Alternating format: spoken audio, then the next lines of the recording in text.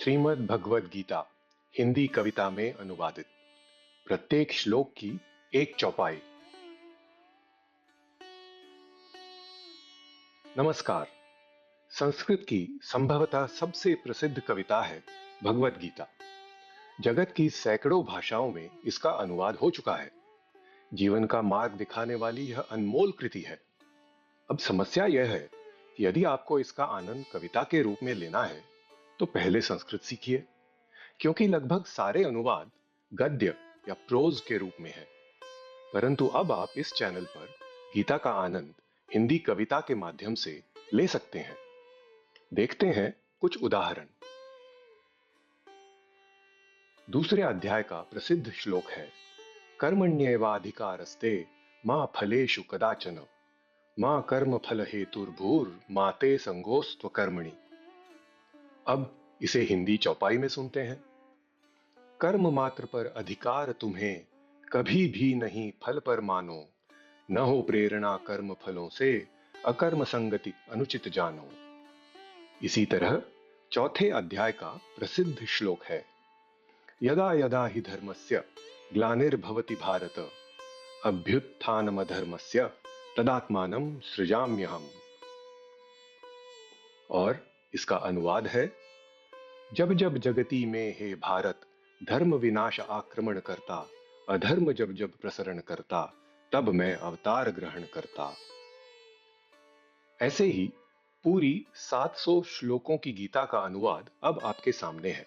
साथ साथ एक गीता सार भी, जो 18 अध्यायों को 36 चौपाइयों में सारांश के रूप में दिखाता है। आप हिंदी भाषा के प्रेमी हैं या भगवद गीता के संदेश के जिज्ञासु, आइए चौपाई में अनुवादित इस रचना का आनंद लीजिए। प्रत्येक अध्याय के प्रारंभ में आगे आने वाले प्रसंग का एक छोटा सा परिचय गद्य या प्रोज में भी दिया गया है। इस चैनल के व्यतिरिक्त आप www.geetahindi.org पर पूरा अनुवाद भी पढ़ सकते हैं। और हाँ, यह संदेश तो सनातन है और आज भी उपयुक्त है। तो आज के चलन के अनुसार अगर अनुवाद पसंद आया तो लाइक और शेयर करना ना भूलें। यह बात केवल मैं नहीं कह रहा हूं। गीता के अंत के कुछ श्लोकों में श्री कृष्ण भी ऐसा ही कुछ कहते हैं। आगे चलकर देखें। भगवद गीता पहला अध्याय, अर्जुन विषाद योग। कुरुक्षेत्र के मैदान में महाभारत का युद्ध होने वाला है। भगवद गीता का प्रारंभिक दृश्य इसी युद्ध का है। संजय धृतराष्ट्र को इस दृश्य का विवरण सुना रहा है।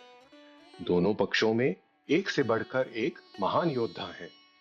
दुर्योधन घमंड से भरे शब्दों में अपने ही गुरु द्रोणाचार्य को अपने ही पक्ष के महान सेनानियों के नाम गिनाता है। क्या उन्हें इतना भी पता नहीं होगा? और कहता है, यह सब मेरे लिए मरने को तैयार हैं। शंख तथा ढोल वाद्यों का कोलाहल हो रहा है। धृतराष्ट्र ने कहा, कुरुक्षेत्र की धर्म भूमि में युद्ध कामना से हो प्रेरित मेरे और पांडु पुत्रों का हे संजय वर्णन कर विस्तृत। संजय ने कहा, देखे पांडव सेना योधन दुर्योधन उत्तेजित होता, जाकर समीप वह गुरुवर के उन्हें वचन निम्नांकित कहता। विशाल सेना देखें गुरुवर पांडुपुत्र लाए हैं रण में, द्रुपद पुत्र है शिष्य आपका सेनानी आज शत्रुगण में। महावीर हैं कई उच्चतर अर्जुन भीम समान धनुर्धर, विराट द्रुपद युयुधान वैरी दुर्योधन कहता है गिनकर। दृष्ट केतु है चेकितान भी काशी के नृप योद्धा निर्भय, पुरुजित भी है कुंती भोज भी और शैब्य है नरोत्तम अजय। युधामन्यु विक्रमी युद्ध में और उत्तमौजा पराक्रमी, सुभद्रा पुत्र द्रौपदी पुत्र एकाधिक हैं विपुल विक्रमी। हे ब्राह्मण वर मैं कहता हूं, करे आप अब ध्यान से स्मरण, मेरी सेना के सेनानी महारथी नायक व वीरगण। आप स्वतः सबसे प्रथम कहूं, भीष्म कर्ण कृप सभी महारथ।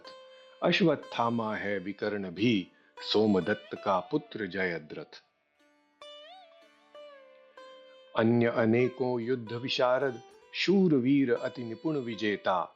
मित्र पक्ष में मेरे साथी, मेरे कारण जीवन त्यक्ता।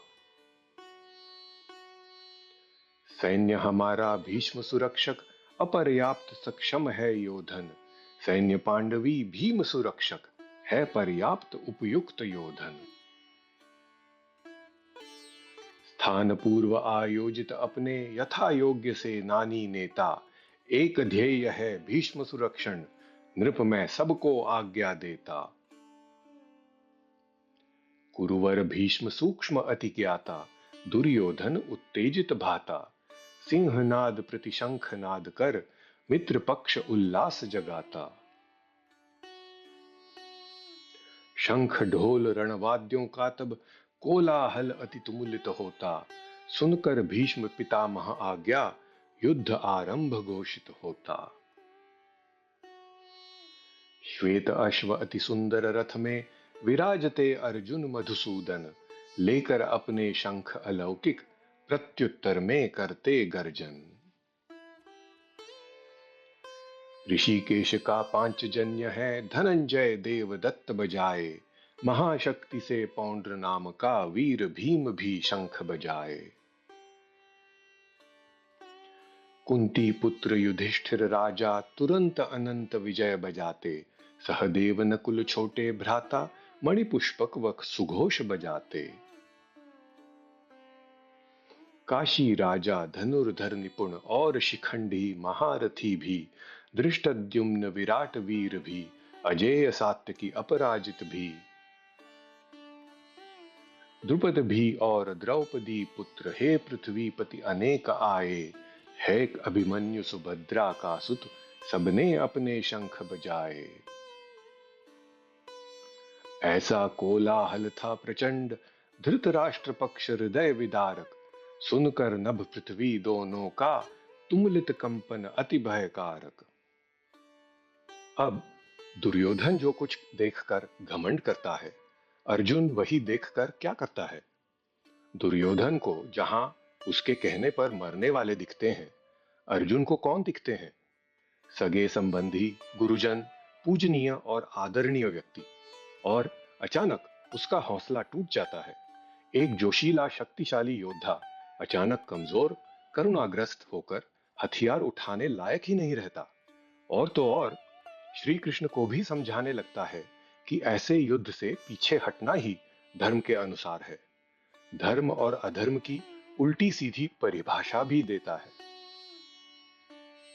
तब देखे सब स्थान व्यवस्थित, कौरव सारे सशस्त्र मिलकर। कपिध्वज नीचे पार्थ धनुर्धर, स्वहस्त अपना धनुष्य लेकर। ऋषिकेश से तब विनती कर, ऐसा वाक्य कहे हो उत्सुक। अर्जुन ने कहा, मध्य स्थान दोनों सैन्यों के, रथ यह ले चलिए हे अच्युत। देख सकूं जो ध्यान से इन्हें, युद्ध कामना लेकर आए।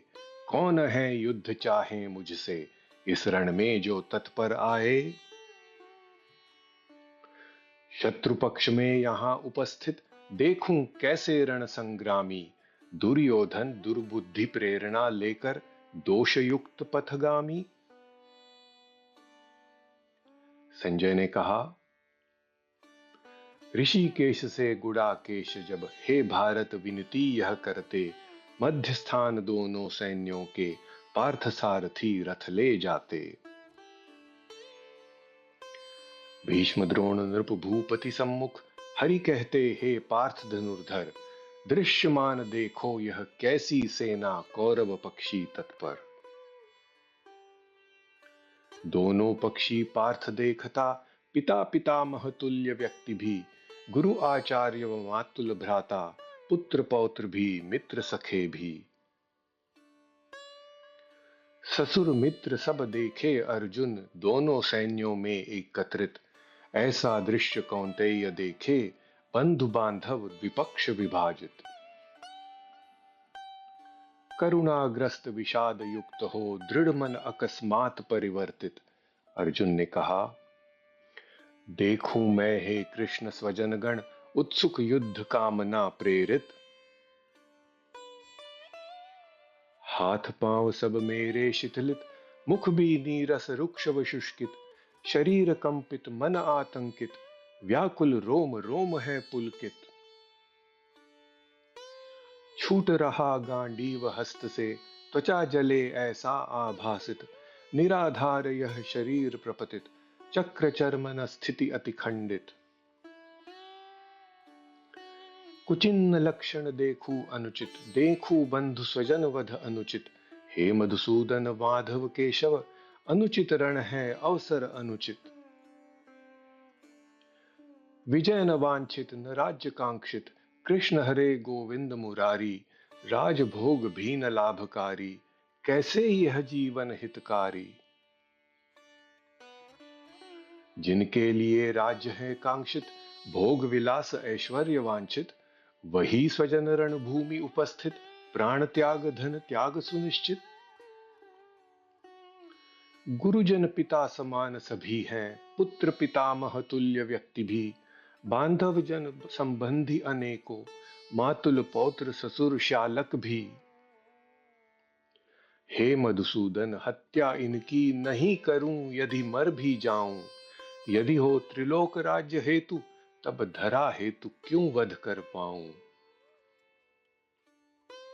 वध कर यह धृतराष्ट्र पुत्रगण, हरे जनार्दन क्या सुख पाऊं। इन दुष्टों व उपद्रवियों का वध कर पापलोक मैं जाऊं।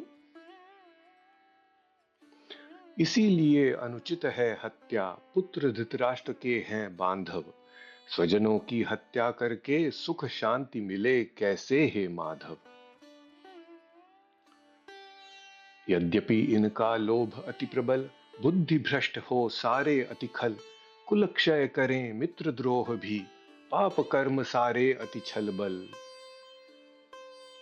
हमें क्यों नहीं समझ यहां अब, क्यों न करें हम पाप विमोचन। कुल क्षय दोष दृश्यमान है, यही सुदृष्टि व सुमति जनार्दन। कुल के क्षय से विनाश होता, आदि कुल धर्म विनाश होता। कुल में अधर्म प्रसरण करता, तब सदैव सर्वनाश होता। हे कृष्ण जहां अधर्म प्रसरित, होती कुल की स्त्रियां प्रदूषित। स्त्रियां प्रदूषित जहां वार्ष्णेय, वर्ण वहां सब होते मिश्रित। कुलक्षयी संकर मिश्रण से, पाप लोक तुरत गमन होता। कुल के सारे पितरों का तब, श्राद्ध विधि लुप्त प्रपतन होता। दोष युक्त कुल घातक प्रकरण, वर्ण संकरण का भी प्रसरण। जाति धर्म तब विनष्ट होता, शाश्वत कुल धर्म नष्ट होता। सुना था कहीं अहो जनार्दन, कुल धर्म भ्रष्ट जिनका होता। सदा के लिए नरक में बसे, सौभाग्य नष्ट उनका होता। अरे अरे हम कैसे रण कर, पाप कर्म करने को तत्पर। राजभोग सुख भोग भयंकर, बांधव जन हत्या को तत्पर। यदि मैं अशस्त्र अप्रतिकारी, सामने वैरी शस्त्रधारी। पुत्र धृतराष्ट्र के रणकारी, मरण भी मुझे है हितकारी। संजय ने कहा, रण का अवसर अर्जुन रथ पर बैठ गया तब ऐसा कहकर। व्याकुल मन छोड़े धनुष्य शर, शोक मग्न है पार्थ धनुर्धर। यहां समाप्त हुआ भगवद गीता का पहला अध्याय, अर्जुन विषाद योग।